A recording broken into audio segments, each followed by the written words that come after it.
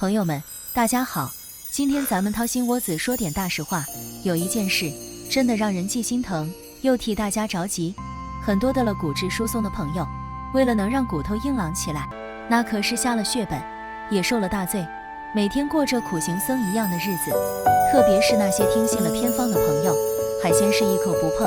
每天去菜市场专门挑那种最粗最白的大棒骨，回家以后放在锅里熬上几个小时，非要把那个汤熬得像牛奶一样白白的浓浓的才肯罢休。每次喝这种白花花的浓汤时，心里都觉得这可是大补啊，这喝下去的都是钙啊。可是结果呢，去医院一查，骨密度不仅没有升上去，反而还在往下跌。更要命的是，骨头没补好，血脂却高得吓人，血压也开始像过山车一样忽上忽下，甚至有的人随便打个喷嚏或者提个重物，咔嚓一下骨头就断了。咱们一定要知道，这是一个天大的误区。很多人根本不知道，咱们餐桌上看似最有营养最能补钙的骨头汤，其实潜伏着巨大的危机。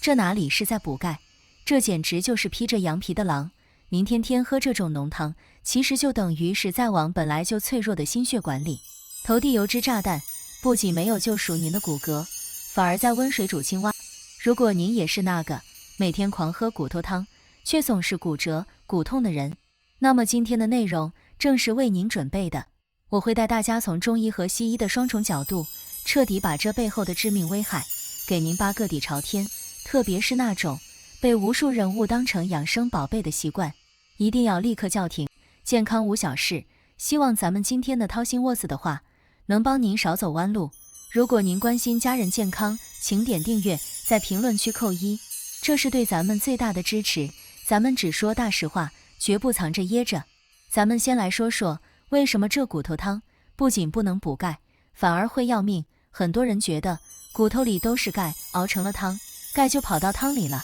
这听起来非常有道理，对吧？其实这根本就是一句假话。咱们来做一个最简单的物理实验，您拿一个坚硬的石头放在水里煮上1天1夜，石头会化在水里吗？绝对不会。咱们动物的骨头里面的钙是非常稳定的羟基磷灰石，这种东西它是完全不溶于水的，无论您怎么熬，加多少醋，熬多久，它都不会乖乖跑到水里去。曾经有实验室做过专门的测试，一碗熬了10几个小时的浓骨头汤，里面含有的钙甚至还不如咱们平时喝的一口自来水里的钙多。那您肯定要问了，既然没有钙，那汤为什么会那么白那么浓呢？这就是最吓人的地方了。那白花花的根本不是钙，那是满满的纯纯的脂肪，也就是猪油或者牛油。骨髓里面装的全都是脂肪细胞，在高温炖煮下，这些脂肪融化了，和水混在一起，发生了乳化反应。这就好比您把肥皂水打出了白色的泡沫一样，您以为您喝的是液态的骨骼，其实您喝的是一杯高浓度的液态肥皂水一样的猪油。这些脂肪一旦进入您的身体，那简直就是一场隐秘的屠杀。首先，这些大量的油脂会进入您的肠道，咱们的肠道黏膜本来是用来吸收营养的，结果被这些黏糊糊的油脂给厚厚的糊上了一层。这就好比您家的下水道被厚厚的油污给堵住了一样，这个时候您就算吃进去再多的真正的钙，也被这层油膜给挡在外面，根本进不到血液里去。而且脂肪在肠道里被分解的时候，还会和钙结合，变成一种叫做钙皂的东西。听名字就知道，这玩意儿根本没法被吸收，只能跟着粪便排出去。所以骨头汤不仅不补钙，它还在疯狂的消耗和浪费您吃进去的其他钙质。这还不算完，更可怕的在后头，这些脂肪一旦进入血液，就会像粘稠的泥沙一样在您的血管里流窜，原本光滑的血管壁被这些油脂不断的冲刷附着，慢慢的斑块就形成了，血管就变窄了，血液流动就变慢了。对于很多中老年朋友来说，这简直就是给心脏和大脑埋下了一颗定时炸弹。很多骨质疏松的朋友，骨头还没治好，却先突发了心梗或者脑梗，这就是盲目喝骨头汤的致命代价。咱们再来看看骨头里面的微观世界。很多人以为骨头是死的一块石头，其实骨头里面极其热闹，有2种细胞天天在打架，一种叫成骨细胞，它是专门负责盖房子的，把血液里的钙搬进来，砌成坚硬的骨骼。另一种叫破骨细胞，它是专门负责拆房子的，把老化破损的骨头拆掉。年轻人盖房子的速度大于拆房子的速度，所以骨头硬。而到了中老年，激素水平下降，拆房子的破骨细胞就像发了疯一样，疯狂拆家。而您天天喝骨头汤，不仅没有给盖房子的成骨细胞提供真正的原材料，反而因为摄入了大量的脂肪和盐分，引发了体内的慢性炎症。这种慢性炎症，西医研究证明是破骨细胞最喜欢的兴奋剂，喝进去的肥油越多，炎症越严重，破骨细胞拆家的速度就越快。您的骨头就在这种看似大补的错觉中，被一点点掏空，变成了像蜂窝煤一样千疮百孔。咱们不妨再深挖一下，当您被骨头汤里的脂肪糊住了血管之后，接下来的连锁反应会有多可怕？西医管这叫多米诺骨牌效应。您的血管一旦硬化，心脏泵血的阻力就会成倍增加，心脏就像一个疲惫的马达，日夜超负荷运转。这个时候别说补钙了，全身的器官都在缺血缺氧，而且高血脂还会引发严重的胰岛素抵抗，这直接导致很多中老年朋友明明不怎么吃糖，血糖却天天报警。糖尿病一旦找上门来，那对骨头更是致命的一击，因为高血糖会让体内的环境变得非常酸性。为了中和这些酸性毒素，身体只能疯狂地从骨头里抽取碱性的钙质。这叫什么？这叫骨钙溶出。这就好比家里着火了，您不仅不去救火，反而把承重墙里的砖头拆下来去堵火，最后房子肯定塌了。所以喝骨头汤引发的高血脂、高血糖，最终会形成一个恶性循环，加速骨骼的彻底崩塌。咱们再换个视角，用咱们老祖宗的智慧来看待这个问题。中医认为肾主骨生髓，咱们的骨头硬不硬，全看肾气足不足。但是脾胃是后天之本，是气血生化之源，我们要想补肾气，首先得靠脾胃把吃进去的东西转化成有用的精微物质。骨头汤那叫什么？那叫肥甘厚腻之品。这种又油又腻的东西，最伤的就是脾胃。脾胃就像是一个精密的物流系统，平时运点清淡的东西，它跑得飞快。现在您天天给它灌这种黏糊糊的肥油，它根本运化不动，脾虚了，运化不了的水湿就会停留在体内，慢慢的就变成了痰浊。中医常说百病皆由痰作祟，这些痰浊和湿气不仅会阻碍气血的运行，还会把经络给堵死，气血都运不到骨头那里去了，骨头怎么可能硬得起来呢？这就好比咱们的身体是一个大水泵，原本水泵运转的好好的，水管也很通畅，结果您天天往水池子里倒这种黏糊糊的猪油，水泵被糊住了，转不动了，水管也被油垢给堵死了，最后远处的庄稼，也就是咱们的骨头，不仅喝不到一滴水，反而被这些油腻的脏水给泡坏了。所以天天喝骨头汤，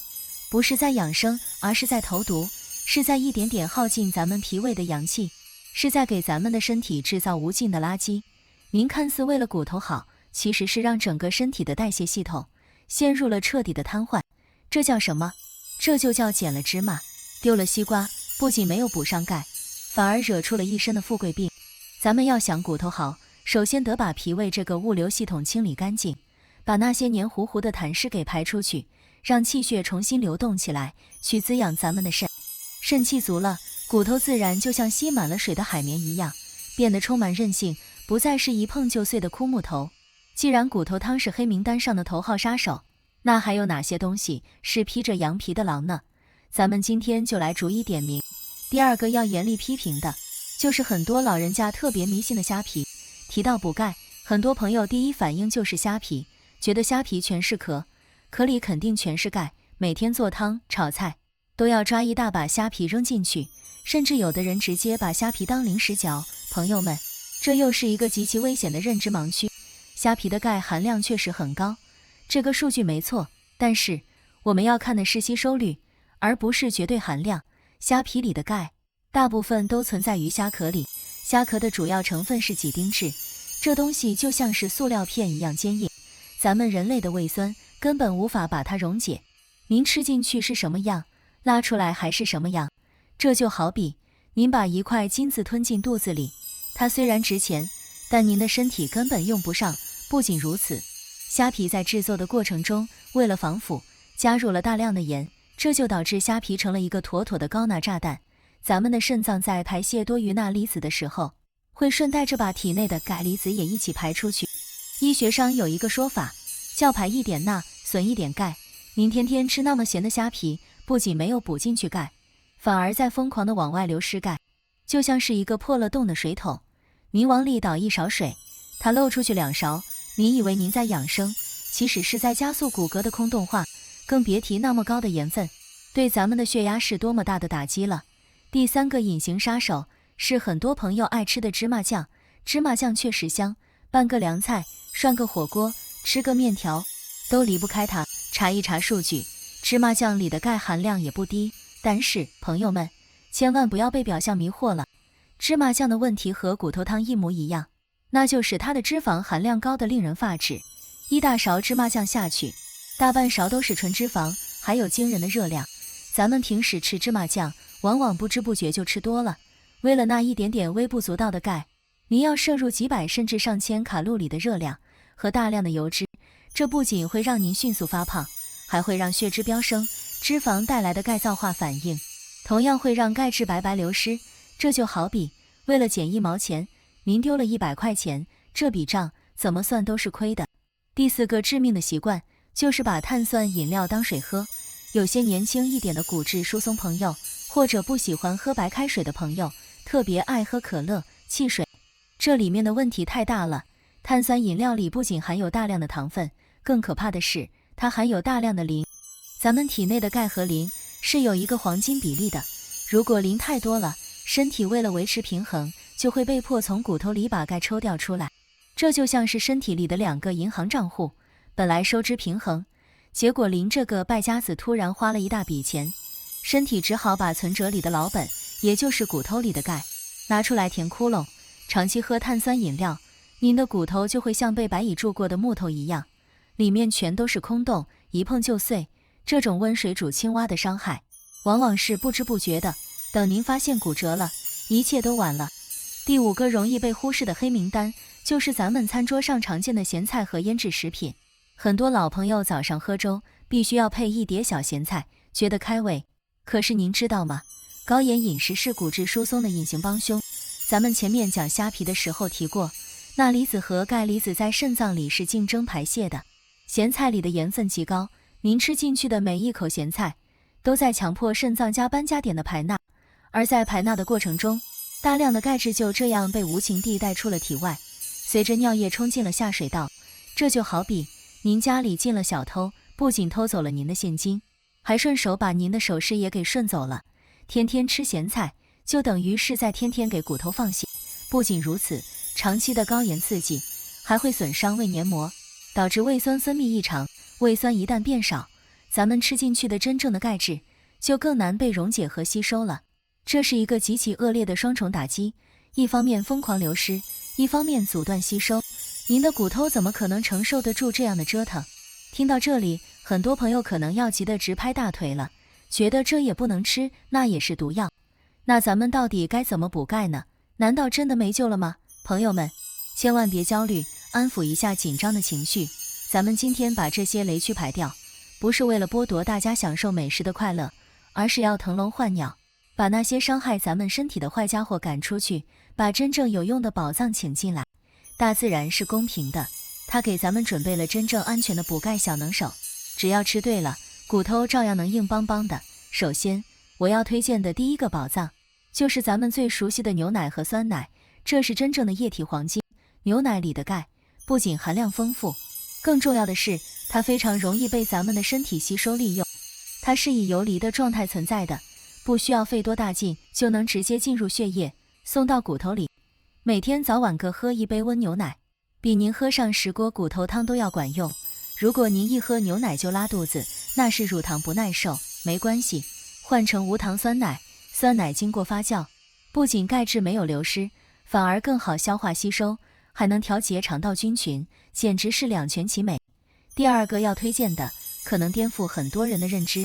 那就是深绿色的叶菜，比如咱们常见的油菜、小白菜、芥蓝、苋菜。很多人以为蔬菜只有维生素，其实深绿色蔬菜里的钙含量惊人的高，有的甚至比同等重量的牛奶还要高。更神奇的是，这些蔬菜里含有丰富的维生素 K。如果说钙是盖房子的砖头，那么维生素 K 就是搬砖的工人，它能准确无误地把血液里的钙搬运到骨头里，牢牢地锁住。没有维生素 K， 钙就在血液里瞎溜达，根本进不到骨头里去。所以多吃深色绿叶菜，不仅补钙，还能确保钙补到了该去的地方。不过要记住，炒菜之前一定要在开水里焯一下，把里面的草酸去掉，草酸会阻碍钙的吸收。只要焯水1分钟，这个问题就完美解决了。第3个补钙神仙食材，就是咱们中国的传统美食老豆腐。一定要是那种用石膏或者卤水点出来的硬豆腐，在这个点豆腐的过程中，加入了大量的钙离子，所以豆腐不仅富含优质植物蛋白，还是名副其实的补钙大户。把豆腐和焯过水的绿叶菜一起煮个清汤，那才是真正的补钙黄金搭档，既清淡又营养，脾胃一点负担都没有，这才是最智慧的养生之道。除了吃对东西，咱们还要掌握2套极其关键的底层心法和生活处方，这也是极其具体的实操秘籍。第一件事就是必须要去晒太阳。咱们吃进去的钙要想被肠道吸收，必须要有一个至关重要的钥匙，那就是维生素 D。 没有维生素 D， 您吃再多的钙也是穿肠而过，留不住。而这把钥匙大自然已经免费送给咱们了，那就是阳光。每天上午10点左右，或者下午3、4点钟，阳光不那么刺眼的时候，出去走走，露出您的胳膊和小腿，不要隔着玻璃，一定要让阳光直接晒在皮肤上，晒个20分钟到半个小时，让身体微微发热，这就等于是在给身体充电，激活了体内的维生素 D 加工厂，这是任何药物都替代不了的免费神药。第2件事就是要有针对性的运动。骨头有一个特性，叫做用进废退，您越是不用它，它就越脆弱。很多骨质疏松的朋友怕骨折，天天躺在床上不敢动，这是大错特错。您必须要给骨头施加一点压力，它才会觉得自己还有用，才会拼命的吸收钙质来强壮自己。好了，朋友们，今天讲的内容非常多，信息量也很大，为了帮大家巩固记忆，我把全篇的核心内容给大家浓缩成几句短平快的顺口溜，您一定得记牢了。骨头汤里全是油，补钙不成反添愁，虾皮太咸莫多吃，芝麻酱里脂肪流，碳酸饮料快停下，咸菜伤胃又伤骨，牛奶酸奶是快宝，绿叶蔬菜不能少，吃前一定焯开水，豆腐搭配实在好，每天出门晒太阳，适度运动骨头强，拒绝焦虑不慌张，健康寿命万年长。这不仅是一段顺口溜，更是咱们把健康主动权紧紧握在自己手里的行动指南。的骨质疏松不可怕，可怕的是咱们走错了路，还在拼命的踩油门。今天咱们把这些盲区都扫干净了，大家一定要对自己有信心，给自己打打气。健康不是靠运气，而是靠日复一日的正确习惯。如果您觉得今天这些掏心窝子的话对您有一点点的启发，或者是让您恍然大悟，请一定要点个赞，在评论区扣1。更重要的是，我强烈呼吁大家把这篇文章转发给您相亲相爱的家人群，或者转发给身边那些还在天天熬骨头汤、疯狂迷信偏方的老朋友们，全当是做了一件大善事。您的一个分享，可能就会挽救一个家庭，避免一次惨痛的骨折，做一个健康的标记，把这份爱和科学传递下去。我们不需要神药，我们需要的是真相，把正确的观念种在心里，胜过吃任何昂贵的保健品。感谢大家的陪伴，祝愿所有的朋友们都能有一副钢筋铁骨，身板硬朗，走路带风，尽情享受咱们美好的生活。咱们下期再见。